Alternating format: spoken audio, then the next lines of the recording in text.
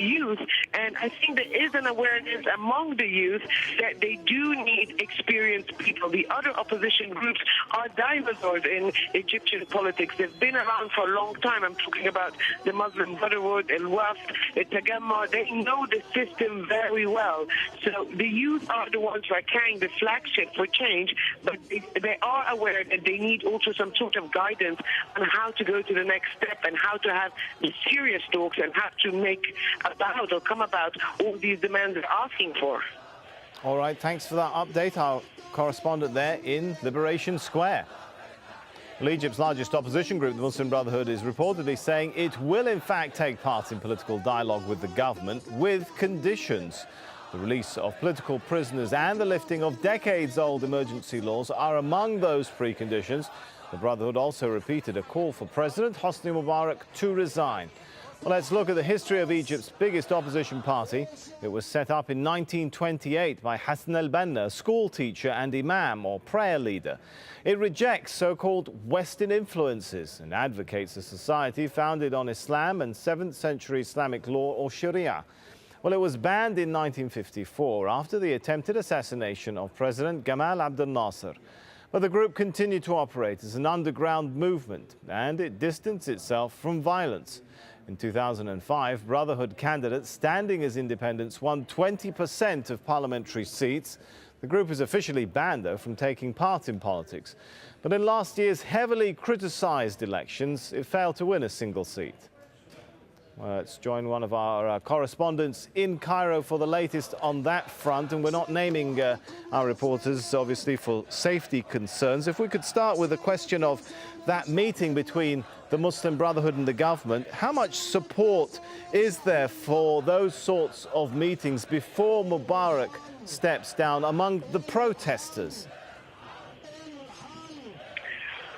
One of the developments that has emerged as a possible scenario, and I think this is one that also has, for the time being, at least from some of the protesters I've spoken to, enjoyed a certain degree of popularity and they're willing to entertain it, is that these dialogues or these negotiations that are taking place between the government and various political representatives are not necessarily about the future of Egypt, but perhaps negotiating what would be acceptable for President Hosni Mubarak to step down. What we are told is that these groups are reinforcing the message that the president must step down for any substantial talks to take place. So in essence, what is happening isn't that they're actually negotiating the compromises or the future framework of a political leadership or political agreement, but in ways what would be acceptable for the president to step down. Would they, for example, accept him to be a president only in name so that the Constitution remains valid and functioning, that his powers would be entirely delegated to others, such as the vice president and the prime minister? Would it be something acceptable along those lines for the protesters? So I think that's where we are entering in terms of the very early stages. The demands of the protesters and those that are representing the political factions, including the Muslim Brotherhood, the so-called Committee of Wise Men and others, have not changed their demands for President Hosni Mubarak to step down. The question really is, when they say step down, do they mean in power or in name? And I think this is where the negotiations are now heading towards. Well, State TV is also reporting now that the Muslim Brotherhood has taken over the protest. Tell us about what you can see, if there's any evidence of that. Well, I've spent a great deal of time in Liberation Square over the past 10 days or so, and there's no doubt that the attempt by state media to play on the fears of Egyptians. You have to keep in mind the Muslim Brotherhood is an organization that enjoys a great deal of popular support and grassroots movement here in Egypt, but it has always been used by the government and its various agencies as a scare tactic to other Egyptians, and particularly to the West, by portraying things as having links to the Muslim Brotherhood. It's much easier to get the government to crack down or prevent or even sometimes completely ban under the guise that it is banned here in Egypt. The Muslim Brotherhood has had a presence in Liberation Square. It is by far not the dominant force of those that come on a daily basis to Liberation Square. But there is also a flip side to it. It is a large movement with a very strong infrastructure, and there's no doubt that they have been involved in helping organize some of the elements within the Liberation Square movement, whether it's from a logistical point of view, whether it's from the camps and the tents that you are seeing, and sometimes very much involved in the participation of those barriers, those makeshift barriers that we saw. But when you speak to the people down on the street, nobody there affiliates the Liberation Square protest with the Muslim Brotherhood. And in fact, what was one of the more interesting things that we watched was that on the day of departure, which was Friday, people were watching very closely the sermon that was delivered during those Friday prayers to see if it would make any kind of religious references or tones. And in fact, it completely shied away from that. It steered away from trying to affiliate the protest in Liberation Square with any religious, ideological movement or affiliation. So when you go down to the square and you ask the people in short, they will simply tell you, no, this remains a movement of all of the people with whatever organization there to help are always welcome. We saw today a Coptic prayer that took place. We've seen over the past several days rich people, poor people, young people, and that's the dynamic that still remains at play in the heart of Liberation Square. All right, good to get that update from our correspondent in Cairo. Well, Egypt's protests were spurred in part by those in Tunisia. But 3 weeks since the departure of that country's president, opposition politicians say they're being harassed and left out of the political process. Well, they tell us why in a moment. More heavy rain hampers the flood relief effort in Sri Lanka. Hundreds of thousands remain displaced.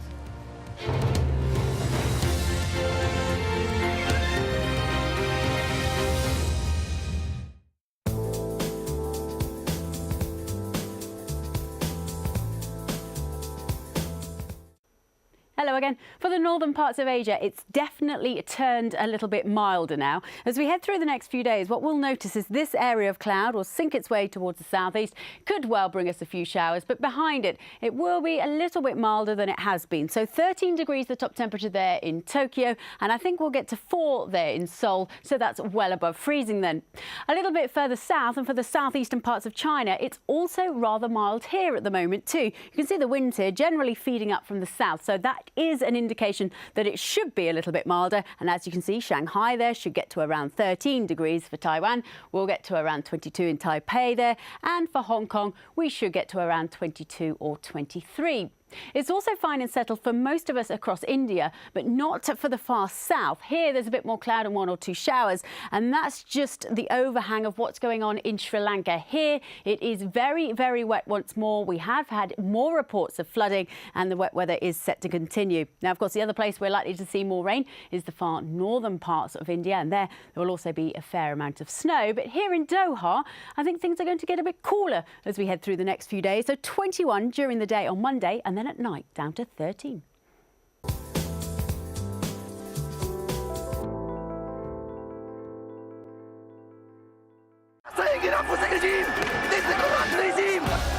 A popular uprising that shook the country to its core.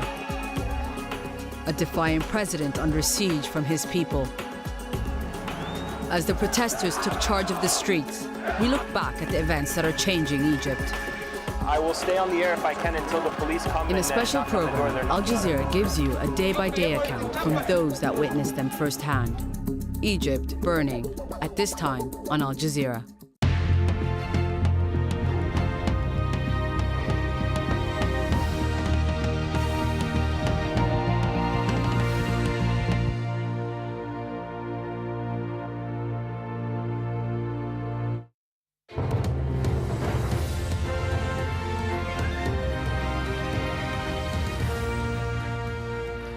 Welcome back. Let's recap the top story in Al Jazeera now. The Day of Martyrs is underway in Egypt. More protests are expected across the country as demonstrators renew calls for President Hosni Mubarak to step down. Well, banks in Egypt have just reopened, but the doors will only be open for 3.5 hours. Weeks of unrest have paralyzed businesses and brought the lucrative tourism industry to a halt. And Egypt's largest opposition group, the Muslim Brotherhood, says it's ready to enter into talks with the government. They're the first talks ever between the government and the officially banned party.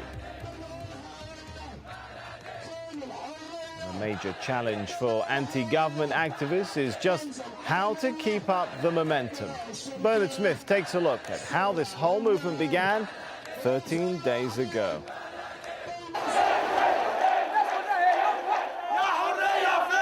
Energized by Tunisia's revolution, thousands of Egyptians take to the streets. It's January 25th.